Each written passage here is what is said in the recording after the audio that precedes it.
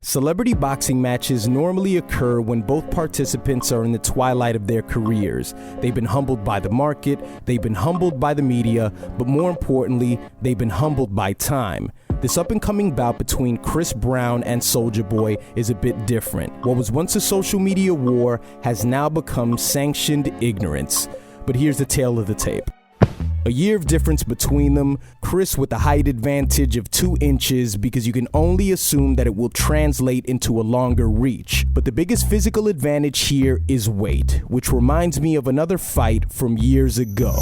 The year was 1998, when Onyx's Sticky Fingers went toe-to-toe with pro skateboarder Simon Woodstock. Sticky, who always had this tough guy exterior, found himself at the receiving end of several Simon Woodstock punches. He took so much of a beating that 50 felt compelled to mention it in his How to Rob diss record from 2000. Quote, "Tell Sticky give me the cash before I empty 3, I'll beat your ass like that white boy on MTV." End quote. But let's be fair to Sticky, who weighed about 175 pounds at the weigh-in, while Simon came in at 210. And herein lies a similar problem for Soulja Boy, who weighs 150 pounds, while Chris comes in at 180. Brown's weight tends to fluctuate, but this seems to be the general number that I found online.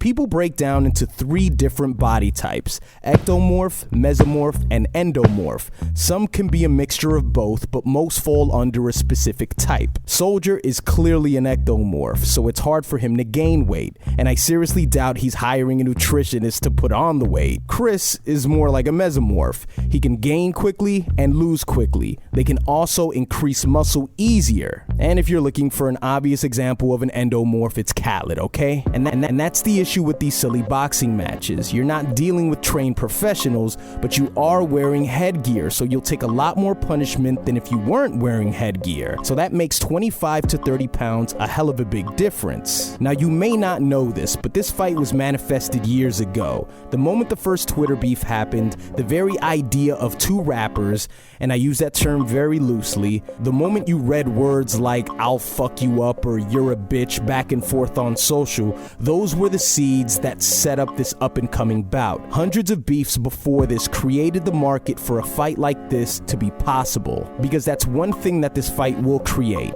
a precedent. If this fight happens, every Twitter war from here on out that extends any longer than a week or 2 weeks will start to create the makings of another boxing match. And if it fails to conclude that way, both participants will be seen as losers in the eyes of the general public. The day Sticky took that beating, all the grunts and the ice grills were null and void. His image was tainted forever. If Chris loses, he'll be seen as a punk who can raise his hands at a woman, but not a man. If Soulja loses, he'll deserve it because an ass whipping is exactly what he seems to be asking for. But when you consider the context of this event and how we got here, and the obsession, the uncontrollable need that this country has to witness young black men eat each other, makes one thing clear: nobody wins. Not Soulja, not Chris, and certainly not you.